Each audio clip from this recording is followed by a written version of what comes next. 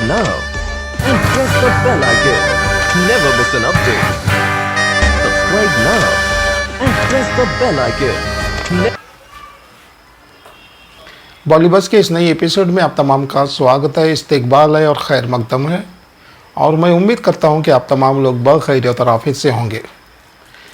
बॉलीवुड की दुनिया में एक ऐसी फिल्म बनी थी जिसे 40 साल के बाद भी याद किया जाता है और बच्चे बच्चे की ज़ुबान पे उसके डायलॉग अब भी याद हैं। हमने भी इस फिल्म को कई मरतबा देखा है और उसका एक एक सीन मुझे पूरी तरह से और अच्छी तरह से याद है। फिल्म का नाम है शोले, जो 1973 में रिलीज़ हुई थी और उसमें ऐसे कई बड़े बड़े कलाकार थे जिसमें धर्मेंद्र, अमिताभ बच्चन, संजय कुमार, जया बहादुरी, हेमा मालिनी के साथ साथ ऐसे कई कैरेक्टर आर्टिस्ट भी थे जिन्होंने अपना एक मकाम इस फिल्म के बाद बनाया। ऐसे कई कैरेक्टर आर्टिस्ट थे जो इस फिल्म के बाद काफ़ी मशहूर हुए और इन कैरेक्टर आर्टिस्टों में सबसे ज़्यादा जो मशहूर हुए थे वो थे मैक मोहन, जिनका नाम था सांबा। इसके बाद थे विजय खोटे, जिन्हें कालिया के नाम से पूरी दुनिया में उन्होंने अपना नाम बनाया। जब कभी भी विजय खोटे मुंबई के चौपाटी पे सैरो सपाटे के लिए जाते थे तो पीछे से कई आवाज़ें के कानों तक पीछे से टकराती थी और वो आवाज़ें थी, तेरा क्या होगा कालिया। कई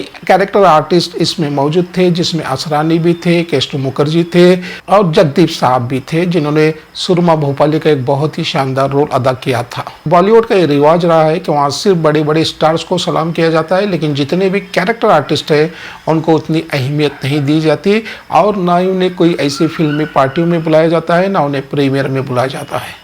आज हमारे दरमियान उस शोले के वो तमाम कैरेक्टर आर्टिस्ट जिन्होंने इस फिल्म में एक बहुत बेहतरीन अपने किरदार को निभाया था और आज हमारे वो बीच नहीं है। उसमें मैक मोहन है, विजय खोटे हैं, जगदीप साहब हैं, के साथ केस्टू मुखर्जी भी हैं, फिल्म के संगीतकार आर.डी. बर्मन, गीतकार आनंद बख्शी और इस फिल्म के सिनेमा फोटोग्राफर द्वारका द्वेचा भी इस दुनिया में नहीं रहे। इस फिल्म के मशहूर विलन अमजद खां, जिनके डायलॉग आजकल हर एक की जुबान पे अभी तक बाकी हैं, और ठाकुर बलबीर सिंह यानी संजय कुमार भी आज हमारे दरमियान नहीं है। दुनिया में ऐसे कई कैरेक्टर आर्टिस्ट हैं जिनके नाम बहुत कम लोगों को मालूम है और इन कैरेक्टर आर्टिस्टों का ताल्लुक फिल्म की शूटिंग खत्म होने तक ही होता है, उसके बाद उन्हें कोई अहमियत नहीं दी जाती।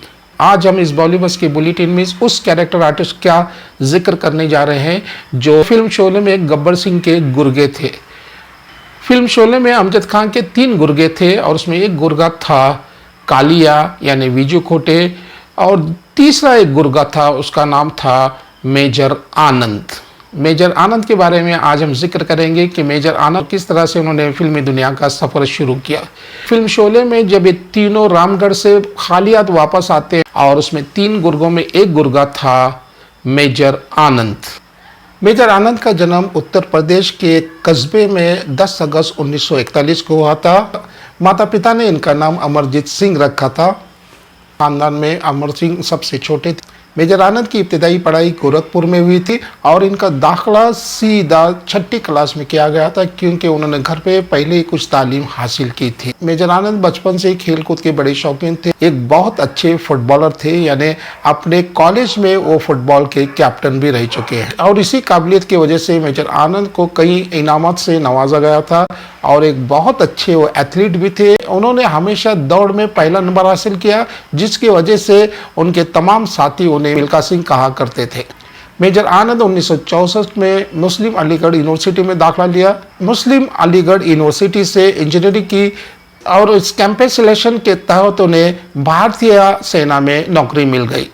उस वक्त बन गए अमरजीत सिंह मेजर आनंद। मेजर आनंद को फिल्में देखने का बेइंतहा शौक था और जब मेजर आनंद का अपनी मुलाजमत की वजह से बेंगलुरु में ट्रांसफ़र हुआ तो बेइंतहा खुश थे। वैसे तो उन्हें फिल्में देखने का बहुत शौक था और फिल्मों में काम करने का भी बेइंतहा शौक था और उस वक्त बेंगलुरु में रहा करते थे संजय खान। मेजर आनंद ने किसी न किसी तरह संजय खान से मिलने की ठान ली और किसी तरह से वो जुगाड़ करके संजय खान से मिल ही गए और अपने फिल्मी दुनिया में आने का ख्याल जाहिर किया। तो संजय खान ने कहा कि आप कफन बांधकर फिल्मी दुनिया में कूद जाएं, बाकी देखा जाए। इसी तरह से मेजर आनंद फिल्मी दुनिया में आ गए। मेजर आनंद ने ऐसी कई बड़ी बड़ी फिल्मों में छोटा छोटा रोल किया। जिसमें जब बम्बई में मेजर आनंद से संजय खान से मुलाकात की तो संजय खान ने संजय खान ने चांदी सोना में उन्हें पोपो नाम का एक कॉमेडी रोल दिया। फिल्मों में काम करना उतना आसान नहीं जितना हम समझते हैं। उनके ऐशो इशरत की जिंदगी जो आज हम देखते हैं, किसी जमाने में वो मरीन ड्राइव पे सोया करते थे, उनके पास बस के लिए भी पैसे नहीं होते थे। कभी कभी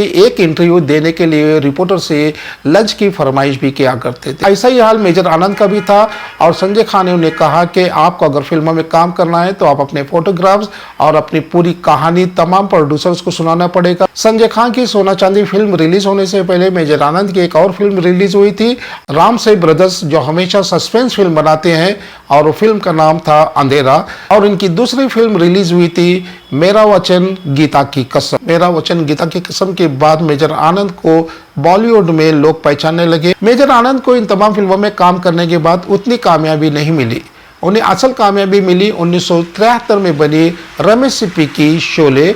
अमजद खान के एक गुर्गे का काम किया था जिसमें विजू खोटे भी थे और मेजर आनंद भी थे। रमेश सिप्पी की शोले जो मुंबई के मिनर्वा थिएटर में 5 साल तक लगातार चली और इसकी वजह से मेजर आनंद भी लोगों की नजर में आ गए। फिल्म शोले में विजू खोटे और गब्बर सिंह के दरमियान वो डायलॉग तेरा क्या होगा कालिया, सरदार मैंने आपका नमक खाया, इस डायलॉग के 28 रीटेक हुए थे। इसके बाद शॉट ओके हो गया। शोले की बेपनाह मकबूलियत और कामयाबी के बाद शोले के तमाम कैरेक्टर आर्टिस्ट को ज्यादा से ज्यादा फिल्में मिलना शुरू हो गई और उसमें मेजर आनंद भी थे। लेकिन कैरेक्टर आर्टिस्ट की जिंदगी फिल्मों में बहुत कम होती है। इसे एक बार उन्होंने मुंबई में अपना रियल एस्टेट का बिजनेस शुरू किया और किस हद तक मेजर आनंद इस रियल एस्टेट के बिजनेस में कामयाब भी रहे। मेजर आनंद की 2 बेटियां हैं, लेकिन जिंदगी किससे वफा करती है। और मेजर आनंद ने दुनिया के तमाम थपेड़े खाने के बाद तमाम मुश्किलात के सामना करते हुए इस दुनिया से हमेशा के लिए चले गए। बॉलीबस में इसी तरह की कहानी आपको सुनने को मिलेगी और मुझे उम्मीद है कि हमारा बॉलीबस चैनल आपको पसंद आ रहा होगा। आप बराए करम इसे शेयर करें, लाइक करें और सब्सक्राइब करें। तब तक के लिए खुदा हाफिज।